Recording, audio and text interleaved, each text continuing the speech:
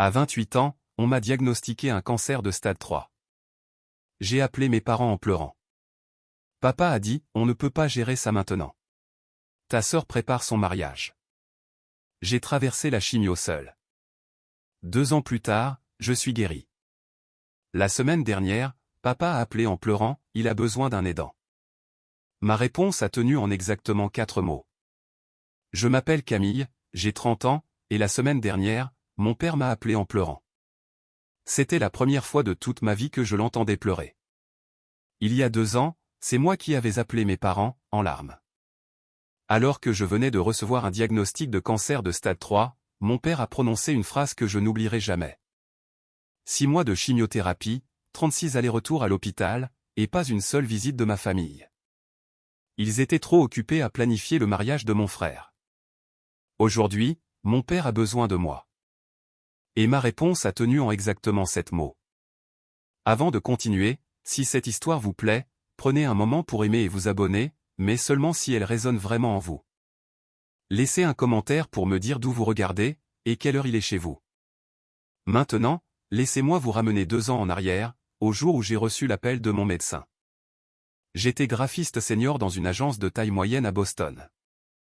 Le genre d'endroit avec des murs en briques apparentes, trop de plantes grasses, et une machine à expresso qui coûtait plus cher que ma première voiture. J'aimais mon travail. J'étais doué. J'avais gravi les échelons de stagiaire à designer senior en 5 ans. Sans l'aide de personne. Mon appartement était un 2 pièces à Somerville. Rien de chic, mais c'était le mien. J'avais une plante monstra sur le rebord de la fenêtre que j'avais gardée en vie pendant 3 ans, ce qui ressemblait à un petit miracle. J'avais une routine. Café à 6h30, sport 3 fois par semaine, dîner avec mon ami Harper le jeudi. Ce mercredi-là a commencé comme n'importe quel autre. J'étais au milieu d'une campagne pour un gros client, une start-up de la fintech, avec une échéance qui me faisait tiquer de l'œil. Mon ordinateur portable était ouvert, les notifications Slack sonnaient toutes les 30 secondes, quand mon téléphone a vibré avec un numéro que je ne reconnaissais pas. J'ai failli ne pas répondre. J'étais dans ma bulle, vous savez, le flux créatif. Mais quelque chose m'a poussé à décrocher. Mademoiselle Atwood, c'est le bureau du docteur Patterson. Nous avons vos résultats de biopsie. Je me souviens de la température exacte de mon café, tiède, parce que je l'avais oublié depuis 1 heure. Je me souviens de la façon dont la lumière de l'après-midi frappait la cloison vitrée de la salle de conférence. Je me souviens avoir pensé, les résultats de biopsie ne devraient pas arriver avec ce ton de voix. Les résultats sont là, a continué l'infirmière. Le docteur Patterson aimerait que vous veniez demain matin. Pouvez-vous être ici à 8 heures? Mon gobelet Starbucks est resté intouché pour le reste de la journée. Je n'ai senti aucun goût à mon dîner ce soir-là. Je ne cessais de penser, ils ne vous font pas venir pour de bonnes nouvelles. Le lendemain matin, le docteur Patterson n'a pas perdu de temps. Cancer du sein de stade 3, a-t-elle dit, d'une voix douce, mais clinique. La tumeur est agressive. Nous devons commencer le traitement immédiatement. J'étais assise dans ce bureau stérile, avec ses diplômes encadrés et son lys de la paix artificielle, et j'ai senti mon corps quitter le fauteuil, comme si je m'observais moi-même depuis un endroit près du plafond. Une femme dans la vingtaine, portant encore le blazer qu'elle avait mis pour le travail, entendant des mots qui appartenaient à la vie de quelqu'un d'autre. Mademoiselle Atwood. Camille. J'ai cligné des yeux. Désolé, je suis. Oui, je suis là. Avez-vous quelqu'un qui peut vous raccompagner chez vous? J'ai pensé à appeler Harper, mais il était à peine 9 heures et elle avait une garde à l'hôpital. Mes collègues étaient des connaissances, pas des amis. Et puis, sans réfléchir, j'ai dit, je vais appeler mon père. Voici ce que vous devez comprendre à propos de ma famille. Mon père, Richard Atwood, était le genre d'homme qui croyait que sa parole faisait loi. Pas comme un méchant de dessin animé, mais de cette manière calme et inébranlable qui oblige tout le monde autour de lui à ajuster sa vie pour s'adapter à ses opinions. Quand je grandissais, on ne discutait pas avec papa. On ne remettait pas papa en question. On faisait juste ce que papa disait. Et malgré tout, malgré les années à me sentir au second plan, je me suis tourné vers lui à ce moment-là. Parce que c'est ce que font les filles, n'est-ce pas? Quand le monde s'effondre, on appelle son père. Je suis sorti du bureau de l'oncologue, j'ai trouvé un banc dans le couloir, et j'ai sorti mon téléphone. Mes mains tremblaient tellement qu'il m'a fallu 3 essais pour appuyer sur son contact. Le téléphone a sonné 2 fois avant qu'il ne décroche. Camille, qu'est-ce qu'il y a? Je suis au milieu de quelque chose. Je devrais revenir en arrière. Laissez-moi vous expliquer la hiérarchie de la famille Atwood. Mon frère Derek a 2 ans de moins que moi, mais vous ne le devineriez jamais à la façon dont nos parents nous traitaient. Derek était le fils. J'étais le bruit de fond. Derek a eu une bourse complète pour Boston College, pas parce qu'il l'avait mérité, mais parce que papa a fait le chèque sans sourciller. On m'a dit que les filles n'avaient pas besoin de diplômes coûteux, et j'ai contracté 87 000 $ de prêts étudiants pour une université publique. Quand Derek a eu son premier emploi, papa a organisé une fête. Quand j'ai été promu designer senior, maman m'a envoyé un emoji pouce levé. Derek venait de se fiancer à Megan, une femme parfaitement agréable, avec des cheveux parfaitement méchés et un travail parfaitement ennuyeux dans les RH. Le mariage était prévu pour octobre, dans 4 mois, et il avait consumé ma famille comme un trou noir consume la lumière. Chaque conversation tournait autour du mariage. Chaque dîner de famille était une planification de mariage. Ma mère avait un tableau Pinterest avec 847 épingles. Papa, ai-je dit dans le téléphone, la voix brisée. Je viens de sortir de chez le médecin. J'ai un cancer. Stade 3. Silence. J'ai attendu. Je pouvais l'entendre respirer. Quelque part en arrière-plan, j'ai entendu la voix de ma mère demander qui appelait. Papa, tu m'as entendu? Encore du silence. Puis, je dois te dire quelque chose, a-t-il finalement dit. À propos de ce rendez-vous chez le médecin. Nous allons devoir en parler plus tard. Mais il n'a pas dit plus tard. Il a dit autre chose. C'est à cette époque que j'ai commencé à garder des captures d'écran de nos conversations par SMS. Je me disais que c'était juste pour me souvenir des choses. Le brouillard de la chimio est réel et j'étais terrifié à l'idée d'oublier des détails importants, mais peut-être qu'une partie de moi savait déjà que j'aurais besoin de preuves un jour. Papa, j'ai un cancer, ai-je répété plus lentement cette fois, comme s'il n'avait peut-être pas compris. Le médecin dit que c'est le stade 3. Je dois commencer la chimiothérapie tout de suite. Je suis vraiment effrayé. Je pleurais maintenant, les larmes coulant sur mon visage dans ce couloir d'hôpital. Une infirmière est passée et m'a lancé un regard de pitié. Je me suis tourné vers le mur, le téléphone pressé contre mon oreille, attendant que mon père dise les mots que j'avais besoin d'entendre. Rentre à la maison. On va trouver une solution ensemble. Tu n'es pas seul. Au lieu de cela, j'ai eu du silence. 5 secondes, 10. Puis, Camille, écoute. Ta mère et moi, on ne peut pas gérer ça maintenant. J'ai arrêté de respirer. Ton frère prépare son mariage. Tu comprends? Le mariage est dans 4 mois et il y a tellement à faire. On ne peut pas prendre ça en charge maintenant. Papa. Tu es une fille forte. Tu as toujours été indépendante. Tu vas te débrouiller. Sa voix s'est durcie, comme elle le faisait toujours quand il voulait mettre fin à une conversation. Je dois y aller. Derek et Megan arrivent pour finaliser la compte de la salle. La ligne a été coupée. Je suis resté assis sur ce banc pendant 45 minutes. Les gens passaient, médecins, infirmières, patients, familles. Personne ne s'est arrêté. J'étais juste une autre personne dans un couloir, vivant le genre de journée qui scinde votre vie en un avant et un après. Je voulais rappeler. Je voulais hurler, ta fille est peut-être en train de mourir. Je voulais dire, un mariage, c'est un jour. Le cancer, c'est tous les jours pour le reste du temps qu'il me reste. Mais je n'ai rien dit. J'ai juste fait une capture d'écran du journal d'appel. 8h47, durée 2 minutes 31 secondes, et je l'ai ajouté à un dossier que j'ai intitulé « Famille ». C'était la dernière fois que j'appelais mon père pendant 2 ans. Le premier jour de chimiothérapie, j'ai conduit moi-même jusqu'à l'hôpital. Le centre de perfusion était au 4e étage, une salle remplie de fauteuils inclinables disposés en demi-cercle, chacun équipé d'un pied à perfusion, et d'une petite télévision montée sur un bras articulé. Ça ressemblait à un spa conçu par quelqu'un qui n'aurait lu des choses sur les spas que dans des revues médicales. Je me suis enregistré, j'ai signé des formulaires, et on m'a assigné le fauteuil 7. L'infirmière, une femme gentille nommée Rita avec des lunettes de lecture sur une chaîne perlée, a accédé à mon port à accent grave 4 et a lancé la perfusion. Première fois, a-t-elle demandé. J'ai hoché la tête. C'est normal d'être nerveuse, ma chérie. La plupart des gens amènent quelqu'un avec eux. J'ai regardé autour de la pièce. Elle avait raison. Le fauteuil 3 avait une femme dont le mari tenait la main pendant toute la séance, chuchotant des choses qui la faisaient sourire même pendant que le poison coulait dans ses veines. Le fauteuil 5 avait un adolescent dont la mère était assise à côté, lui lisant Harry Potter à voix haute. Le fauteuil 9 avait un homme âgé dont la fille avait apporté de la soupe maison dans un thermos. Le fauteuil 7 avait moi, juste moi.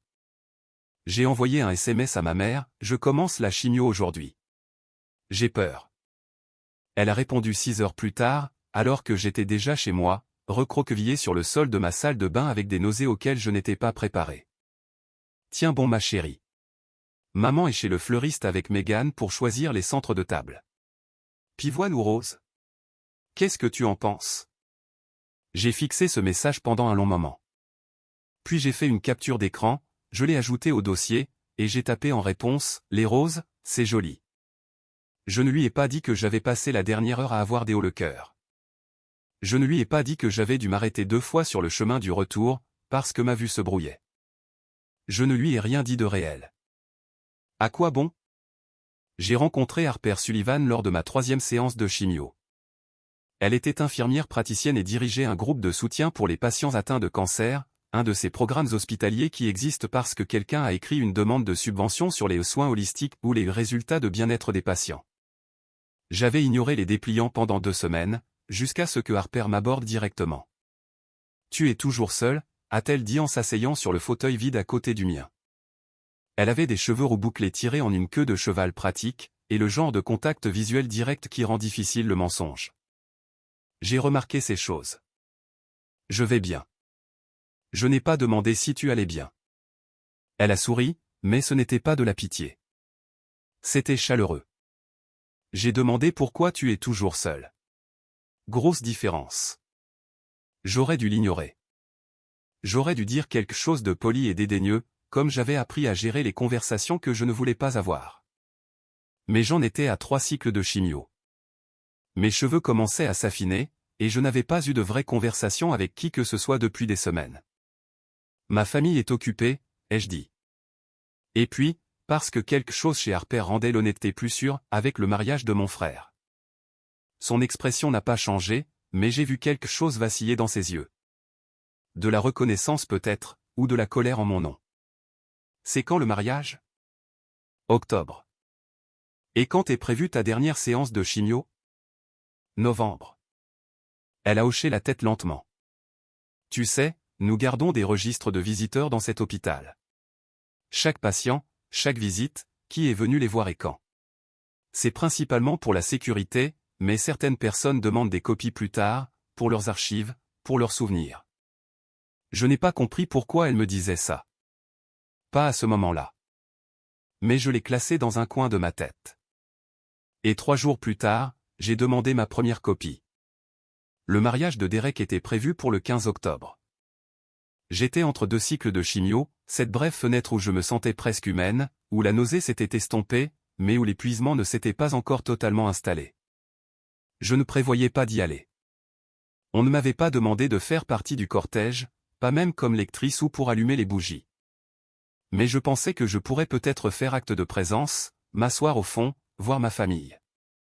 Puis mon père a appelé, un de ses rares appels. Camille. À propos du mariage, a-t-il commencé. Ta mère et moi avons discuté. L'espoir a vacillé dans ma poitrine. Un espoir stupide et têtu.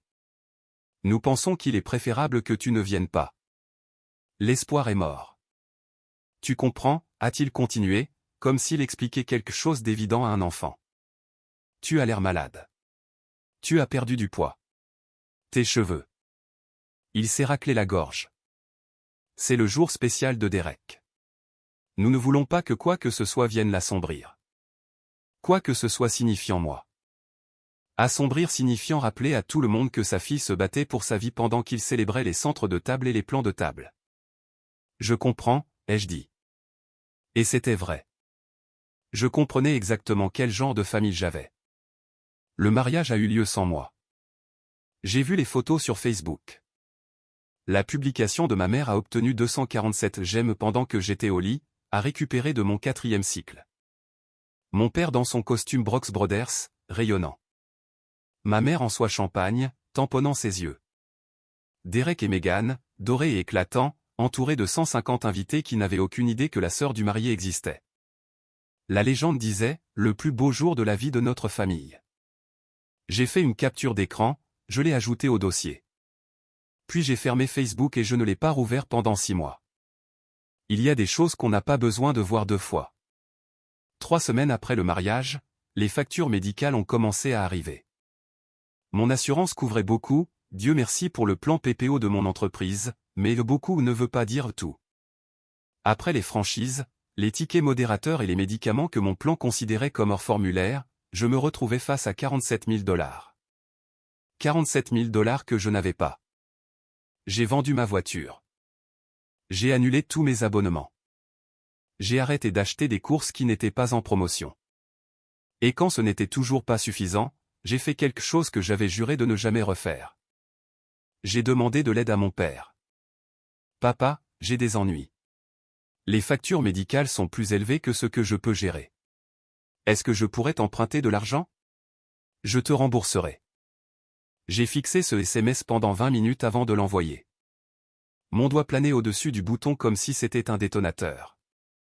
Mais j'étais désespéré, et le désespoir vous fait oublier votre fierté. Sa réponse est arrivée 2 heures plus tard. Ta mère et moi venons juste de finir de payer le mariage de Derek. Nous n'avons pas d'argent en plus en ce moment. As-tu regardé pour un prêt personnel? Ton crédit devrait être assez bon. Je l'ai lu 3 fois en attendant une suite. Un désolé, ou un j'aimerais qu'on puisse t'aider, ou même un on t'aime. Rien n'est venu. 47 000 $. C'était le prix de ma survie. Et ma famille, qui venait de dépenser 80 000 $ pour le mariage de mon frère, comme Derek l'avait fièrement mentionné aux proches, ne pouvait pas lâcher un centime. J'ai fait une capture d'écran de la conversation. Je l'ai ajoutée au dossier. Puis j'ai fait une demande de prêt personnel avec un taux d'intérêt de 14%, parce que quel autre choix avais-je? Je le rembourserai pendant des années, mais je serais en vie pour le faire. Du moins, je l'espérais. La pire nuit est arrivée après le 4e cycle. Mon oncologue m'avait prévenu des effets cumulatifs de la chimio, chaque cycle plus dur que le précédent. Mais rien ne vous prépare à être allongé sur le sol de votre salle de bain à 2 heures du matin, tremblant si fort que vos dents claquent, pendant que votre corps essaie de rejeter chaque cellule qu'il contient. J'ai perdu mes cheveux cette nuit-là. Pas progressivement, comme ça avait commencé. Mèche par mèche, poignée par poignée, mais tout d'un coup. Je me suis réveillé sur un oreiller couvert de blond. Les cheveux que j'avais depuis ma naissance. Les cheveux que ma mère tressait quand j'étais petite. J'ai rampé jusqu'aux toilettes et j'ai vomi jusqu'à ce qu'il ne reste plus rien. Puis j'ai continué à vomir. Quoi qu'il en soit, à 2h47 du matin, j'ai appelé ma mère. Le téléphone a sonné 8 fois avant de passer sur messagerie. J'ai rappelé. Messagerie encore. Messagerie. À 3h15, j'ai envoyé un SMS à Harper. Je crois que j'ai besoin d'aide.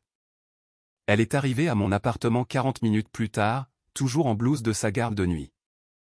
Elle n'a rien dit, elle s'est juste assise avec moi sur le sol de la salle de bain, a retenu ce qui restait de mes cheveux, et est restée jusqu'au lever du soleil.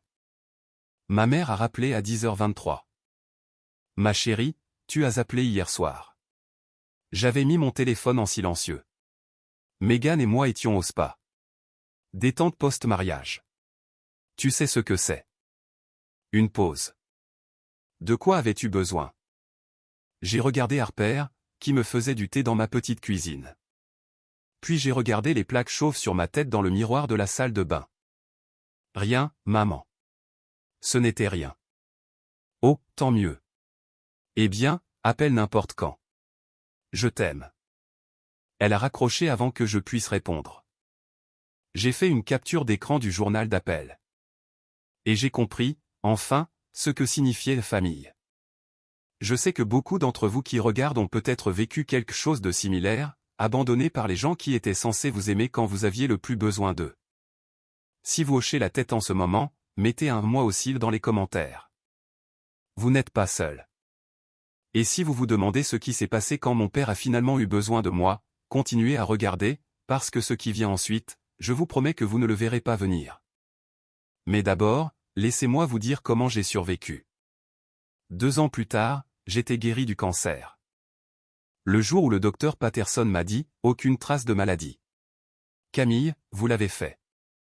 Je suis sorti de son bureau et j'ai pleuré dans le parking pendant 1 heure. Pas des larmes de tristesse, ni même vraiment des larmes de joie. Juste un relâchement. 2 ans à retenir mon souffle et enfin, je pouvais expirer. Beaucoup de choses avaient changé en 2 ans. J'avais été promue directrice artistique.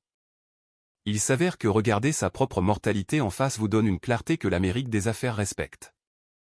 Mon patron, Victor Reeves, avait gardé mon poste ouvert pendant le traitement, m'avait laissé travailler à distance quand je le pouvais, et ne m'avait jamais fait sentir que j'étais un fardeau.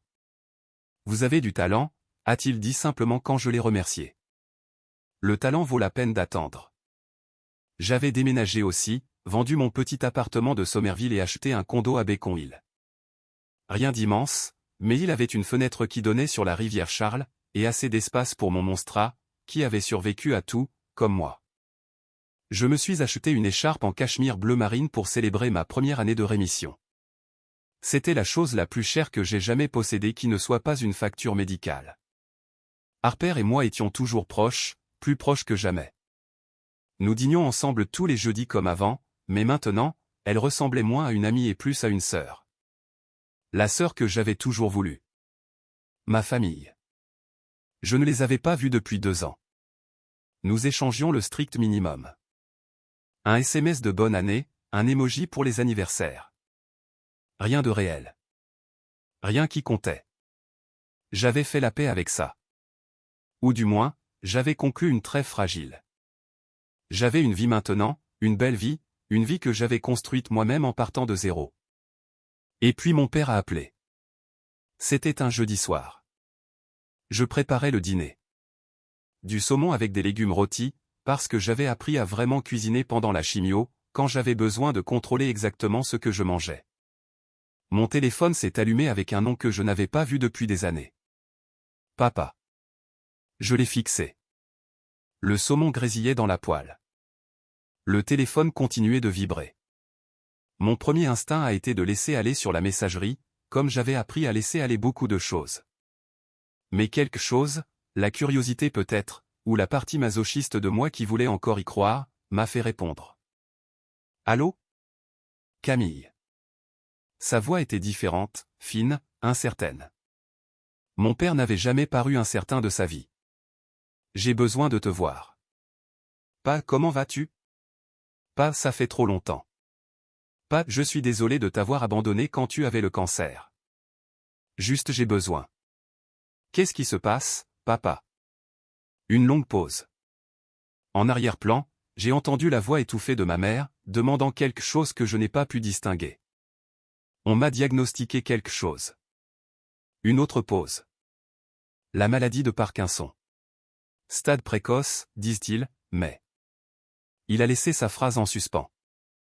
Je me tenais dans ma cuisine, le téléphone pressé contre l'oreille, attendant qu'il continue. Le saumon commençait à brûler. Je ne bougeais pas. J'ai besoin de ma famille autour de moi en ce moment, a-t-il finalement dit. Il y a un dîner dimanche à la maison. Ta mère, Derek et Meghan. Je veux que tu sois là. Nous devons discuter de l'avenir. L'avenir ? Comme si je n'avais pas passé 2 ans à construire un avenir sans lui. D'accord, me suis-je entendu dire. Je serai là. Après avoir raccroché, j'ai réalisé quelque chose. Dans toute cette conversation, la première vraie conversation que nous avions eue en 2 ans, il n'a jamais demandé une seule fois si j'allais bien. Il ne savait même pas si j'avais survécu. J'ai passé les 2 jours suivants à osciller entre l'effroi et une sorte de curiosité sombre. La maladie de Parkinson. J'ai fait des recherches, parce que c'est ce que je fais maintenant. Je me renseigne. Le stade précoce de Parkinson n'est pas une condamnation à mort. C'est un déclin lent, une perte progressive de contrôle, des tremblements, des raideurs, et finalement des difficultés à marcher, parler, avaler. Cela nécessite des soins à long terme. Cela demande de la patience. Cela nécessite quelqu'un prêt à mettre sa vie entre parenthèses. Et soudain, j'ai compris pourquoi mon père avait appelé. Pas parce que je lui manquais. Pas parce qu'il regrettait ce qu'il avait fait. Parce qu'il avait besoin de quelque chose. Et j'étais le choix logique. La fille sans mari. La fille sans enfant. La fille dont on avait toujours attendu qu'elle se sacrifie. J'ai appelé Harper ce soir-là. Tu y vas, a-t-elle demandé, la voix prudente. J'ai besoin de savoir ce qu'ils veulent, et j'ai besoin qu'ils me regardent dans les yeux quand ils le demanderont. Cam, je ne vais pas les laisser me manipuler. Plus maintenant. J'ai touché l'écharpe en cachemire accrochée près de ma porte, mon rappel de tout ce à quoi j'avais survécu. Mais je dois leur faire face. Est-ce que ça a du sens? Harper est restée silencieuse un moment. Alors tu sais ce dossier que tu as gardé, les captures d'écran, les registres de visiteurs? Ouais. Apporte-le. Juste au cas où. Je pouvais l'entendre choisir ces mots avec soin. Pas pour l'utiliser, mais pour te rappeler la vérité s'ils essaient de la réécrire. Je n'avais pas ouvert ce dossier depuis des mois.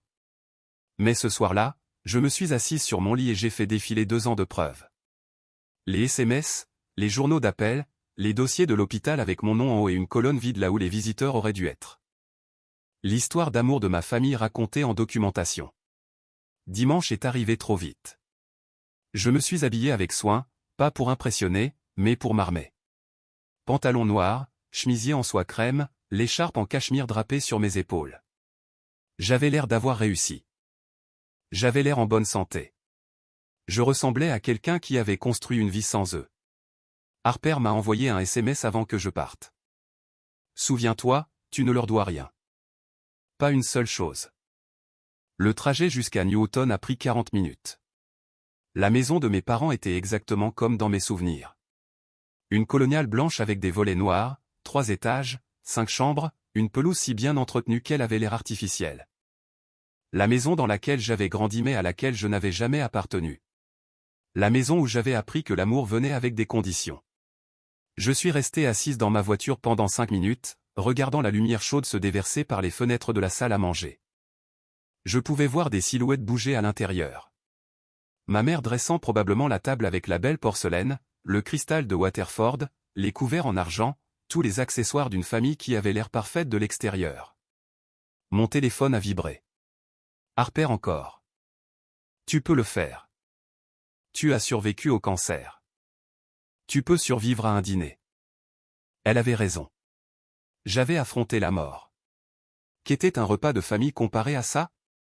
J'ai attrapé mon sac à main, avec à l'intérieur mon téléphone contenant le dossier avec tout, et j'ai marché sur l'allée en briques jusqu'à la porte d'entrée. La sonnette a joué les 3 mêmes notes qu'elle avait jouées toute ma vie.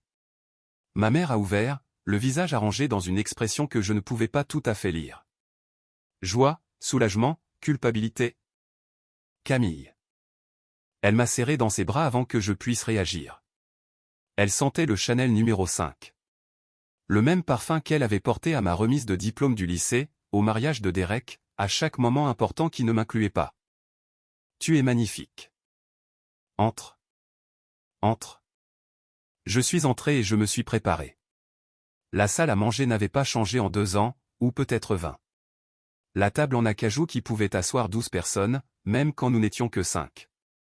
Le lustre en cristal que ma grand-mère avait rapporté d'Irlande, ou du moins c'est ce que disait l'histoire.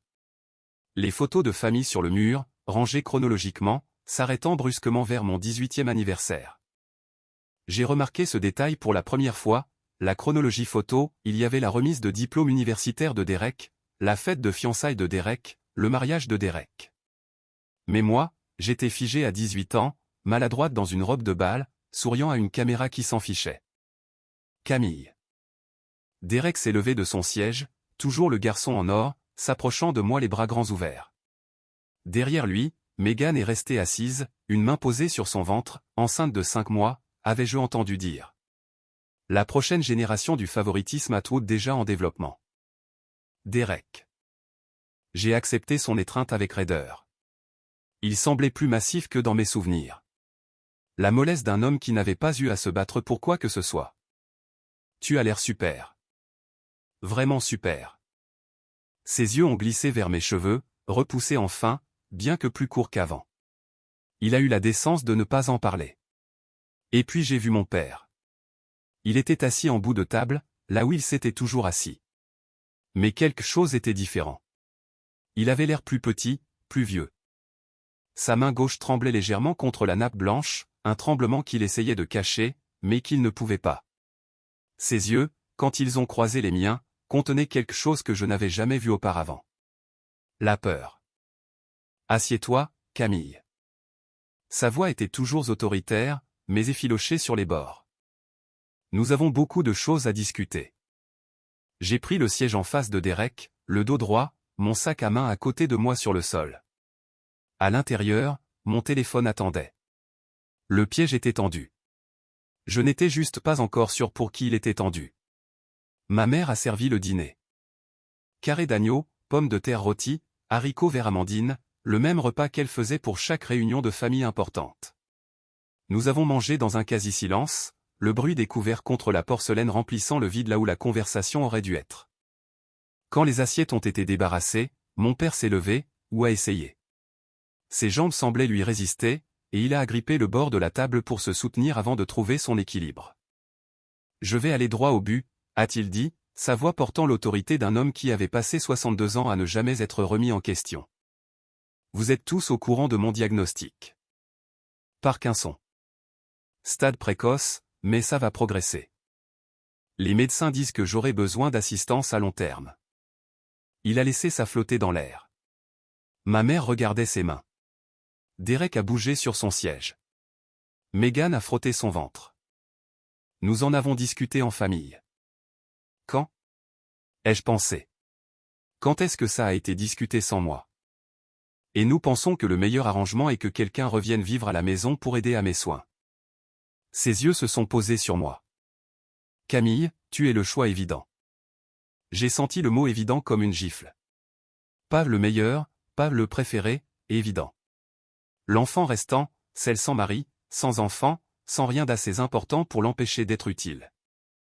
Tu travailles de chez toi la plupart du temps, n'est-ce pas? A-t-il continué. Tu n'as pas de famille à toi. J'ai déjà fait préparer ton ancienne chambre. Il est temps que tu reviennes et que tu contribues à cette famille. Contribuer? Comme si j'avais passé mon temps à ne rien faire pendant qu'ils ignoraient mon cancer. Comme si la seule chose que j'avais à offrir était la servitude.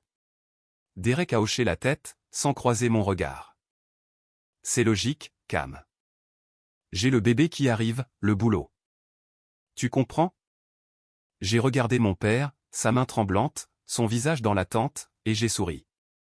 Tu as une responsabilité envers cette famille, Camille. La voix de ma mère, douce mais insistante.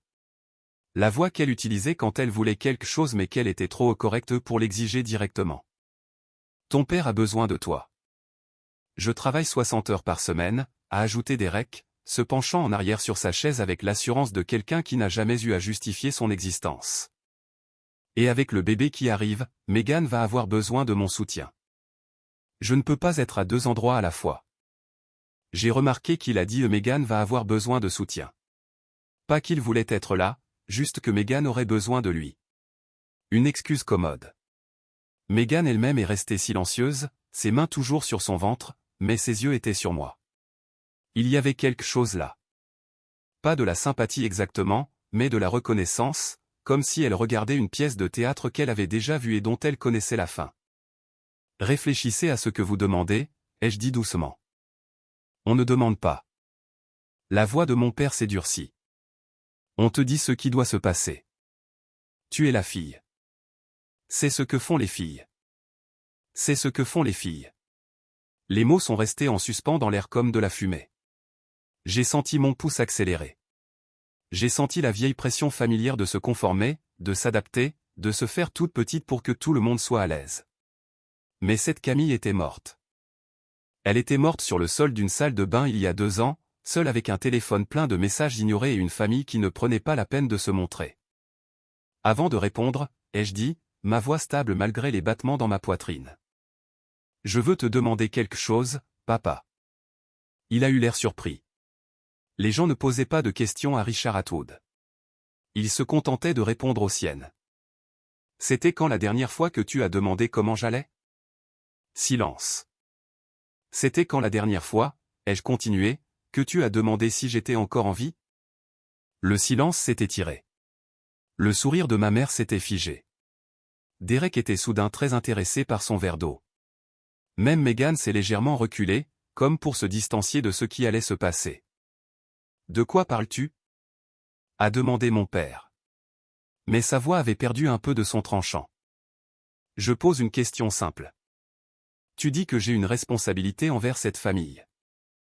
Mais quand j'étais malade, vraiment malade, à me battre pour ma vie, où était cette famille? Camille, ce n'est pas. A commencé ma mère. Non, je veux une réponse. J'ai gardé ma voix calme. J'avais passé 2 ans à apprendre à rester calme quand tout en moi hurlait. Papa, est-ce que tu sais au moins si je suis toujours en rémission? Sais-tu ce que mon dernier scanner a montré? Sais-tu quoi que ce soit sur ma santé, tout court? Un autre silence. Celui-ci plus coupant. Tu es assise là, ai-je continué, ayant l'air en parfaite santé pour moi. Est-ce que je me trompe? Le visage de mon père a changé. De la confusion d'abord, puis le début de quelque chose de plus sombre. Qu'est-ce que tu veux dire par parfaite santé? Tu as dit que tu avais un cancer, papa. J'ai eu un cancer de stade 3. J'ai laissé le mot atterrir. J'ai traversé 6 mois de chimiothérapie. J'ai perdu mes cheveux. J'ai perdu 7 kilos.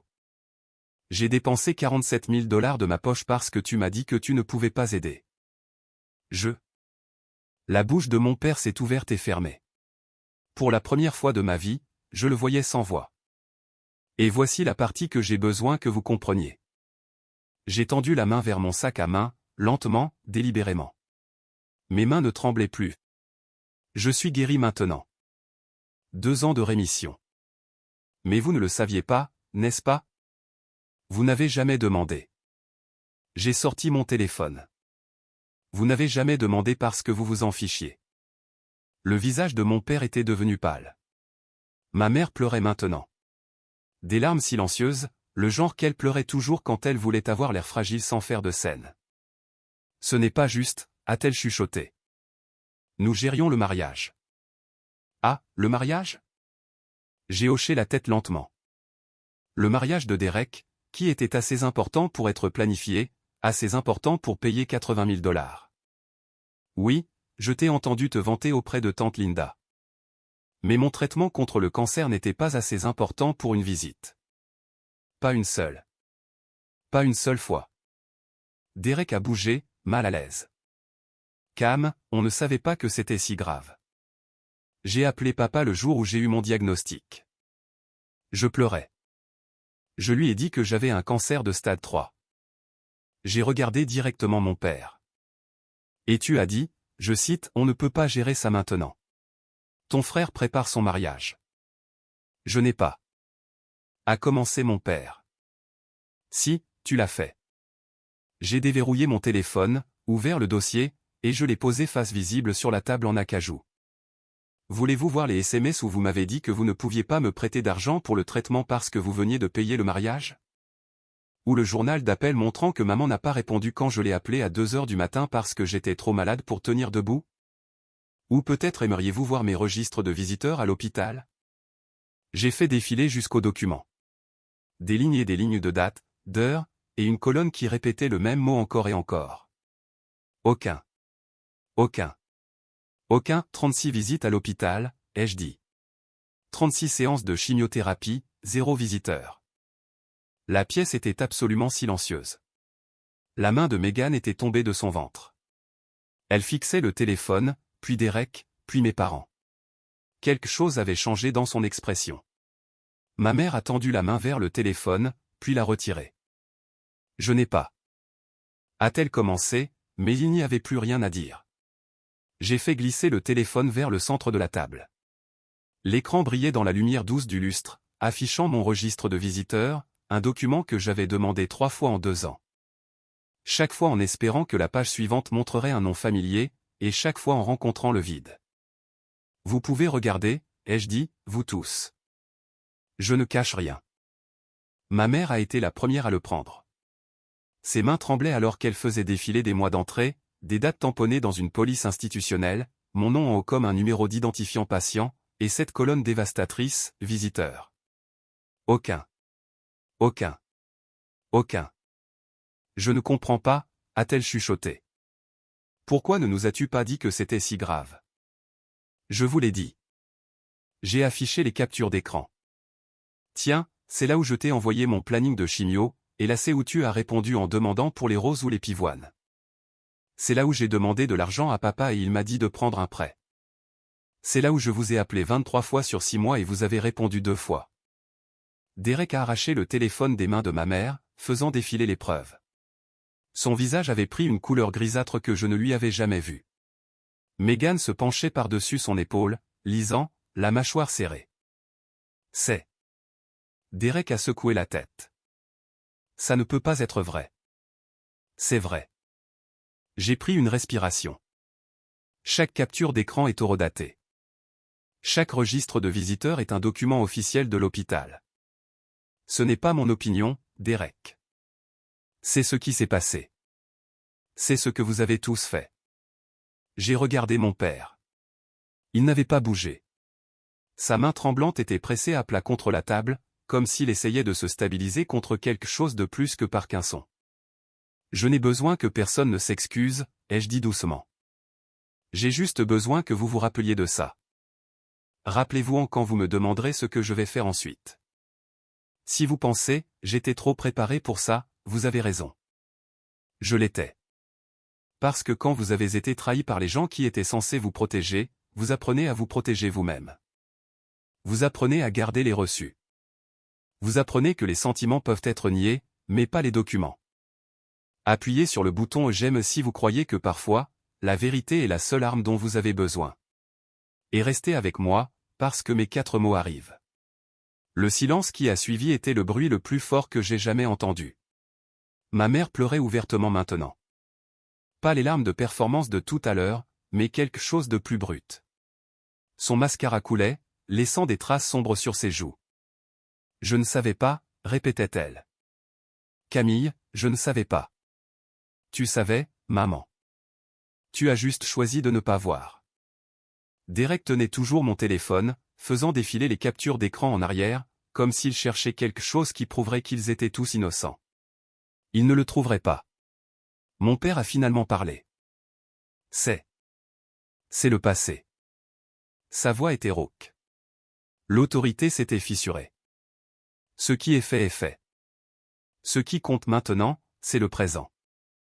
Je suis malade, Camille. J'ai besoin d'aide. Nous devons aller de l'avant. J'ai failli rire. Failli.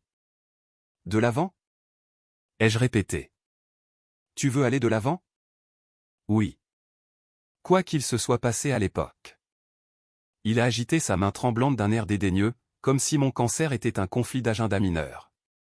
Nous devons nous concentrer sur ce qui se passe maintenant. J'ai besoin d'un aidant. Tu es ma fille. Megan s'est raclé la gorge. C'était le premier bruit qu'elle faisait en 20 minutes. Richard, a-t-elle dit, sa voix soigneusement neutre. Est-ce que tu savais pour tout ça? Les visites à l'hôpital? L'argent qu'elle a demandé? Mon père n'a pas répondu. Il savait. Les mots sont venus de Derek, calme et horrifié. Il regardait une capture d'écran, celle où mon père m'avait dit de prendre un prêt. Papa, tu savais. C'était compliqué. La composition de mon père s'est finalement brisée. Le mariage, le timing. Il y avait des considérations. Considérations. Je me suis levé lentement, lissant mon chemisier. Il y avait des considérations. J'ai repris mon téléphone et l'ai glissé dans mon sac à main. Ma mère a tendu la main vers la mienne. S'il te plaît, Camille, ne fais pas ça. Nous sommes une famille. Et voilà, le mot magique. Famille. Famille, ai-je dit, laissant le mot pendre entre nous. Laisse-moi te dire ce que signifie famille, maman. Je n'ai pas élevé la voix. Je n'en avais pas besoin. La famille, ça veut dire être présent. La famille, ça veut dire répondre au téléphone à 2 heures du matin quand quelqu'un qu'on aime est malade et effrayé. La famille, ça veut dire offrir d'aider avec les factures médicales au lieu de jeter 80 000 $ dans une fête. La famille, ça veut dire au minimum rendre visite à sa fille à l'hôpital. Une fois. Juste une fois. Le visage de ma mère s'est effondré. Derek a eu la décence de regarder le sol. J'ai passé 6 mois à me battre pour ma vie, ai-je continué. 6 mois de poison coulant dans mes veines. 6 mois de vomissements, de perte de cheveux et de terreur. Et où était ma famille? J'ai regardé chacun de tour à tour. À planifier des plans de table, à goûter des gâteaux de mariage, à choisir des fleurs. Camille, mon père a essayé. Non. Le mot est sorti assez tranchant pour couper. Tu n'as plus le droit de me faire du Camille. Je ne suis pas votre plan de secours. Je ne suis pas le lot de consolation. Je ne suis pas la fille que vous appelez quand vous avez besoin de quelque chose et que vous ignorez quand ce n'est pas le cas. J'ai attrapé mon sac à main, mon écharpe, ma dignité. Tu as un fils, ai-je dit à mon père. Un fils pour qui tu as payé 80 000 $ le mariage. Un fils à qui tu n'as jamais demandé de sacrifier quoi que ce soit. Pourquoi ne lui demandes-tu pas d'être ton aidant? La tête de Derek s'est relevée d'un coup. Je ne peux pas. J'ai des responsabilités. Moi aussi. J'ai croisé son regard. J'avais un travail. J'avais une vie. J'avais un cancer. Et j'ai géré tout ça toute seule parce que vous étiez tous trop occupés. Je me suis dirigé vers la porte, mes talons claquant contre le parquet. Derrière moi, j'ai entendu la voix de mon père, brisée d'une manière que je n'avais jamais entendue auparavant. Camille, s'il te plaît. Je t'en supplie. Je me suis arrêté, je me suis retourné. Mon père pleurait. Je ne l'avais jamais vu pleurer auparavant. Pas quand sa mère est morte. Pas quand Derek s'est cassé la clavicule en tombant de vélo. Pas une seule fois en 30 ans. Mais maintenant, les larmes coulaient sur son visage, sa main tremblante les essuyant inefficacement. Je suis désolé, a-t-il étouffé. Je sais que j'ai mal géré ça, mais j'ai peur, Camille. J'ai peur de ce qui arrive. J'ai besoin de toi. S'il te plaît. Tu es ma fille. Pendant un moment, un bref moment traître, j'ai senti la vieille attraction, le besoin désespéré d'être aimé, d'être voulu, d'être assez. La petite fille en moi qui avait passé toute sa vie à essayer de gagner l'approbation de son père. Mais cette petite fille avait grandi. Elle avait survécu au cancer seule. Elle avait reconstruit sa vie à partir de rien. Elle n'avait plus besoin de l'approbation de Richard Atwood. Papa, ai-je dit, ma voix stable et claire. Je t'entends, et je comprends que tu aies peur, mais il y a quelque chose que j'ai besoin que tu entendes. J'ai fait un pas de plus, assez près pour qu'il puisse voir mon visage clairement. Assez près pour qu'il n'y ait aucun malentendu. Il y a 2 ans, je t'ai appelé en pleurant. Je t'ai dit que j'avais un cancer. Je t'ai dit que j'étais terrifié. Et tu sais ce que tu m'as dit? Il n'a pas répondu. Il n'en avait pas besoin. Tu as dit, on ne peut pas gérer ça maintenant. J'ai laissé les mots se déposer sur la pièce comme de la neige. Alors, voici ma réponse, papa. J'ai souri. Pas amer, pas en colère, juste. En paix. Je ne peux pas gérer ça maintenant. 4 mots, en anglais, 7 en français. Les mots exacts qu'il m'avait dit. Ma mère a eu le souffle coupé. La mâchoire de Derek est tombée. Mon père m'a fixé, les larmes coulant toujours alors que tout le poids de ce que j'avais dit le frappait. Je me suis tourné et j'ai franchi la porte. Je n'ai pas couru. J'ai marché devant les photos de famille qui ne m'incluaient pas. Devant le lustre en cristal et les meubles en acajou et tous les accessoires coûteux d'une famille qui avait l'air parfaite de l'extérieur. Devant ma mère qui a tendu la main vers moi, puis l'a laissé tomber quand je n'ai pas ralenti. Camille, a appelé Derek derrière moi. Camille, attends. Je n'ai pas attendu. J'ai ouvert la porte d'entrée, j'ai marché sur l'allée en briques, et j'ai continué à avancer. L'air frais du soir a frappé mon visage comme un soulagement. Ma voiture était là où je l'avais laissée, toujours garée dans l'allée. Derrière moi, j'ai entendu la porte s'ouvrir à nouveau, des pas sur le chemin, la voix de ma mère, aiguë et désespérée. « S'il te plaît, ne fais pas ça. Nous sommes ta famille. Nous t'aimons. » Je me suis arrêté à la portière de ma voiture et je me suis retourné. « Maman, ai-je dit doucement. La famille ne te laisse pas seule pour mourir. Et l'amour n'est pas quelque chose qu'on offre seulement quand on a besoin de quelque chose en retour. » Son visage s'est effondré. Pendant un moment, j'ai ressenti quelque chose. Pas de la culpabilité exactement, mais une sorte de deuil pour la mère qu'elle aurait pu être, pour la relation que nous aurions pu avoir si les choses avaient été différentes. Au revoir, maman. Je suis monté dans ma voiture, j'ai démarré le moteur, j'ai ajusté mes rétroviseurs. Dans le rétroviseur, je pouvais les voir. Ma mère debout sur l'allée en train de pleurer. Mon père dans l'encadrement de la porte soutenu par Derek. Megan derrière eux tous, sa main sur son ventre, me regardant partir avec une expression que je ne pouvais pas lire. J'ai quitté l'allée pour rejoindre la rue bordée d'arbres. Et je n'ai pas regardé en arrière. Pas une seule fois. L'écharpe en cachemire était douce contre mon cou. La route devant moi était dégagée. Et pour la première fois en 30 ans, j'ai eu l'impression de pouvoir respirer. J'étais enfin libre. Une semaine plus tard, ma mère a appelé. J'ai répondu, pas parce que je lui devais quoi que ce soit, mais parce que j'étais curieuse, et peut-être, juste peut-être, parce que certaines habitudes ont la vie dure. Camille. Sa voix était fatiguée, plus vieille que dans mes souvenirs. Je voulais que tu saches ce qui se passe ici. D'accord. Derek a dû prendre un congé au travail. Elle a fait une pause. Ton père. Son état progresse plus vite qu'il ne le pensait. Il a besoin d'une assistance quotidienne maintenant. Repas, rappel de médicaments, aide pour s'habiller. J'ai écouté sans commenter. Derek le fait. Il n'avait pas le choix. Avec Megan enceinte, il ne pouvait pas se permettre un aidant à plein temps, et ton père refusait d'envisager une maison de retraite. Une autre pause. Derek a manqué un projet important. Son superviseur n'était pas content. Il y a des rumeurs disant qu'il pourrait être écarté de la promotion qu'il attendait. J'ai pensé à Derek le garçon en or, à qui on n'avait jamais demandé de sacrifier quoi que ce soit. Derek, qui avait eu un mariage à 80 000 $ payé pendant que je contractais des prêts pour la chimio. Derek, qui s'était assis à cette table et avait hoché la tête quand notre père exigeait que j'abandonne ma vie. Je suis désolé d'entendre ça, ai-je dit. Et je le pensais. Pas pour Derek, mais pour la situation. Pour la collision inévitable entre les attentes et la réalité. Megan est stressée, a continué ma mère. Elle n'a pas signé pour ça. Ils se disputent constamment. Elle dit. Elle s'est arrêtée.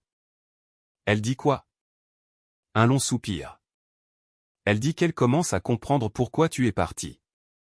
J'ai laissé ça reposer un moment. Megan, l'observatrice silencieuse qui avait tout regardé depuis les lignes de touche, commençait à voir. Merci de me l'avoir dit, maman. Est-ce que tu reviendras pour aider? Non, ai-je dit. Mais j'espère que Derek trouvera une solution. J'ai raccroché. 3 semaines après le dîner, j'ai reçu un SMS de ma mère. Juste un message, mais c'était différent de tout ce qu'elle avait envoyé auparavant. Camille, j'ai beaucoup réfléchi. Je te dois des excuses. Des vraies, pas une excuse bidon. J'aurais dû te protéger quand tu étais malade. J'aurais dû tenir tête à ton père. J'aurais dû être là. Je ne l'ai pas été. Et je dois vivre avec ça. Je ne te demande pas de me pardonner. Je ne demande rien. J'avais juste besoin que tu saches que je le vois maintenant. Je vois ce que nous avons fait. Et je suis désolé. Je l'ai lu 3 fois. C'était nouveau. Ma mère n'avait jamais pris de responsabilité individuelle pour quoi que ce soit dans sa vie. Elle existait à la voix passive. Les choses arrivaient. Les situations se développaient. Des erreurs étaient commises. Mais la voilà qui disait « j'aurais dû »,« je n'étais pas »,« je suis désolé ». Je n'ai pas répondu tout de suite. Je suis resté avec ça pendant 2 jours, le retournant dans mon esprit comme une pierre dans ma main. Le 3e jour, j'ai répondu. J'apprécie que tu dises ça. Je ne suis pas encore prête à parler, mais je t'entends. Sa réponse est venue presque immédiatement. C'est d'accord. Quand tu seras prête, ou jamais. Ce dont tu as besoin. Ce dont tu as besoin. 4 mots. Complètement différents des 4 mots qu'on m'avait donnés il y a 2 ans. J'ai montré les messages à Harper pendant le dîner ce jeudi-là.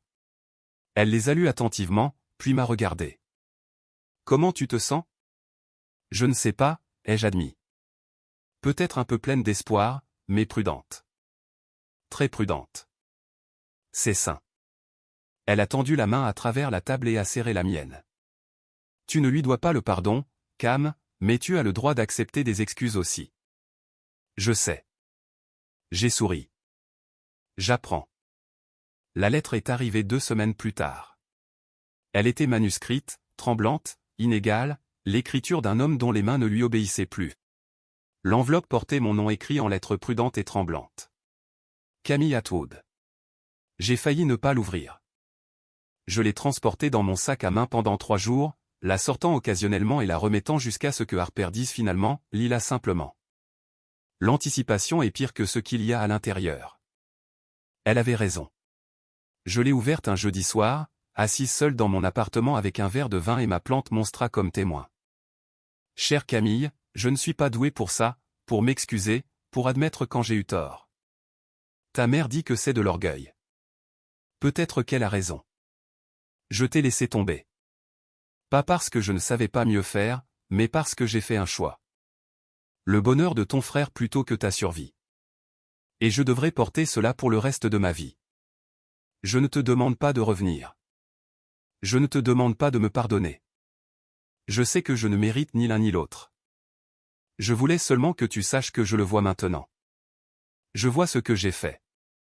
Je vois la fille que j'ai repoussée et je vois la femme qu'elle est devenue sans moi. Tu es plus forte que je ne l'ai jamais été. Je t'ai perdu non pas à cause de Parkinson, mais parce que je n'étais pas le père dont tu avais besoin. Je suis désolé. Ces mots ne suffisent pas. Mais c'est tout ce que j'ai. Ton père, si tu m'autorises encore ce titre, Richard. L'écriture vacillait à travers la page, chaque lettre une petite bataille contre les tremblements qui finiraient par tout lui prendre. J'ai plié la lettre soigneusement et je l'ai placée dans mon tiroir. Je n'ai pas répondu, mais je ne l'ai pas jetée non plus. Harper est passé le lendemain. Je lui ai montré la lettre, la première personne à qui je la montrais, la première personne en qui j'avais assez confiance pour me voir traiter quelque chose d'aussi compliqué. Elle l'a lu lentement, l'expression pensive. Quand elle a fini, elle l'a posée sur la table basse entre nous. Comment tu te sens? Je ne sais pas. J'ai replié mes pieds sous moi sur le canapé. Triste, je pense. Pour lui. Pour ce qu'il perd. Pour ce que nous aurions pu avoir. Mais pas coupable. J'y ai réfléchi. Vraiment réfléchi. Non, pas coupable.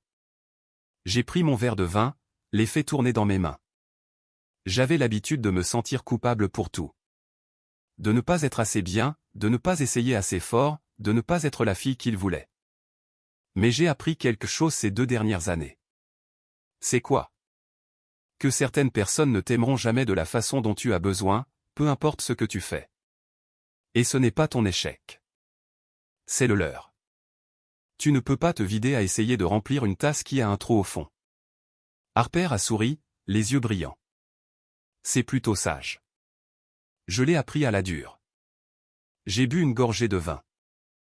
Je ne vais pas précipiter le pardon. Peut-être que j'y arriverai un jour. Peut-être pas. Mais je ne vais pas le forcer juste parce qu'il est malade ou parce que ça rendrait les choses plus faciles pour tout le monde. Et s'il empire, s'il... Elle n'a pas fini la phrase. Alors je gérerai ça quand ça arrivera. Mais je ne vais pas m'immoler par le feu pour tenir quelqu'un d'autre au chaud. Plus maintenant. J'ai regardé la lettre toujours posée sur la table. C'est ma limite, et j'ai le droit de la voir.